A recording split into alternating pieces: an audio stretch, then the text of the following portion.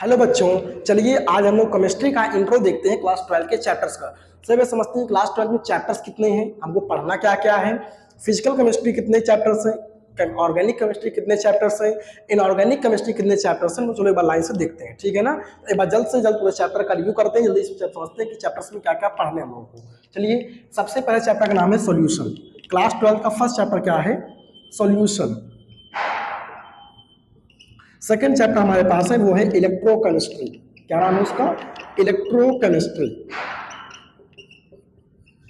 Third chapter का नाम है हमारे पास केमिकल काइनेटिक्स।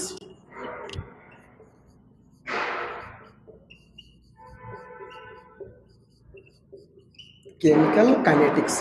फोर्थ चैप्टर का नाम है D and F block. Fifth chapter का नाम है हमारे पास coordination compound.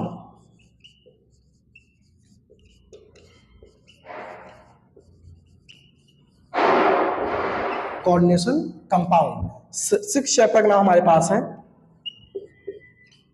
High-low alkene and haloarene. Haloalkane and haloarene. Seven chapter का नाम है alcohol, phenol and ether. Alcohol, phenol and ether. Eighth chapter का नाम है aldehyde, ketone and carboxylic acid.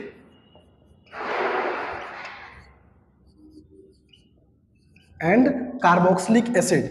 Ninth chapter का नाम है amine और 10th चैप्टर का नाम है बायोमोलिक्यूल।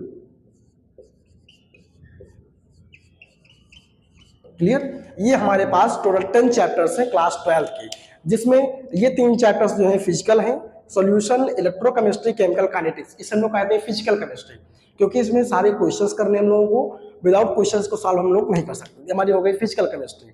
ये तीनों चैप्टर्स जो हैं बेहद इंपॉर्टेंट है क्लास 11 के, क्लास 12 के लिए। क्लियर? उसके बाद का D and F block, coordination compound, इसे हम लोग कहते हैं इनऑर्गेनिक केमिस्ट्री। क्लियर? ये भी चैप्टर्स बहुत इंपॉर्टेंट है। उसके बाद हाइलोल्केन, हाइलोरीन, ये भी इंपॉर्टेंट है, ऑर्गेनिक केमिस्ट्री है ये सब पूरी। हाइलोल्केन, हाइलोरीन, ये बहुत भी इंपॉर्टेंट चैप्टर है। एल्कोहल, फिनॉल एंड ईथर, ये भी वेरी इंपॉर्टेंट चैप्टर है। ये पूरा इसका फिनोमिना है, लोगों को ये चीज पढ़नी है। क्लियर? सॉल्यूशन में क्या पढ़ना है हम लोग? पढ़ना है मोलारिटी के बारे में, मोलारिटी क्या होती है, ऑस्मोटिक प्रेशर पढ़ना है, आरएलवीपी के बारे में पढ़ना है, रिलेटिव लोअरिंग वेपर प्रेशर क्या होता है, पूरा इन सब के बारे में पढ़ना है। इलेक्ट्रोकेमिस्ट्री में हम लोग पढ़ना है सेल के बारे में, गैल्वेनिक सेल और इलेक्ट्रोकेमिकल सेल, इनके बारे में पढ़ना है। पूरा चैप्टर इसमें खत्म हो जाता है।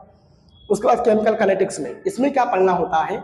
केमिकल काइनेटिक्स में रिएक्शंस के बारे में पढ़ना होता है कि रेट ऑफ रिएक्शन क्या होता है, फर्स्ट ऑर्डर रिएक्शन क्या है, सेकंड ऑर्डर रिएक्शन क्या है, जीरो ऑर्डर रिएक्शन क्या है, हमको इन सब के बारे में पढ़ना होता है केमिकल काइनेटिक्स में। डी एंड ए ब्लॉक में क्या पढ़ना होता है? डी एंड ए ब्लॉक में रिएक्शंस की एक्टिविटी, जो एलिमेंट कौन सा, किस एलिमेंट की एनर्जी ज्यादा होगी, किस एलिमेंट की एनर्जी कम, किसकी एंथैल्पी ज्यादा, किसकी एंथैल्पी कम, उन सब के बारे में डी एंड ए ब्लॉक में पढ़ा जाता है। कोऑर्डिनेशन कंपाउंड क्या होता है? एक मतलब कि इसमें क्या होता है, हम कंपाउंड्स के बारे में स्टडी करते हैं, जो कॉम्प्लेक्स कंपाउंड्स होते हैं उनके बारे में इसमें स्टडी की जाती है। क्लियर? उसके बाद हाइड्रोजन, हाइलोरीन, इसमें हाइड्रोजन के बारे में स्टडी करते हैं, उनके एल्किल हैलाइड साइड जो होती हैं। Aldehyde, ketone, alcohol, phenol, ether, ये भी पूरा एक ग्रुप होता है, इसके बारे में स्टडी करेंगे। एल्डिहाइड, कीटोन, कार्बोन, ये भी क्या होता है? एक फंक्शनल ग्रुप है, इनके बारे में स्टडी करनी है। इनकी रिएक्टिविटी के बारे में पढ़ना है, इनका एसिडिक नेचर पढ़ना है, इनका बेसिक नेचर पढ़ना है, इनकी रिएक्टिविटी क्या क्या होती है वो बारे में पढ़ना, ये सब चीजें पढ़नी होती हैं। एमीन, वेरी इंपॉर्टेंट चैप्टर है एमीन। एमीन बहुत इंपॉर्टेंट चैप्टर, इसमें अमोनिया के बारे में जितने कंपाउंड्स होते हैं उनके बारे में स्टडी की जाती है। बायोमोलिक्यूल, जिसमें ग्लूकोज के बारे में स्टडी करते हैं, उसे हम लोग बोलते हैं बायोमोलिक्यूल। ये पूरा फिनोमिना है, ये पूरा इंट्रो है इस चैप्टर का। केमिस्ट्री आरंभ बैच में कल से सॉल्यूशन चैप्टर की स्टार्टिंग की जाएगी।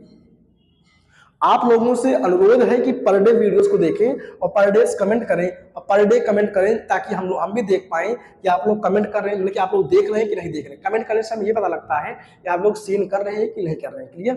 तो सॉल्यूशन कल स्टार्टिंग करते हैं। सबसे पहला चैप्टर हमारा रहेगा सॉल्यूशन, वही फिजिकल केमिस्ट्री का पहला चैप्टर स्टार्ट करते हैं, विदाउट लेट किए हुए कल से स्टार्टिंग की जाएगी। क्लियर? अगर आप लोगों को कोई भी इसमें डाउट लगेगा आप लोग हमको जरूर कहिएगा। और इसमें सॉल्यूशन चैप्टर में लगभग एनसीईआरटी में 40 क्वेश्चंस हैं।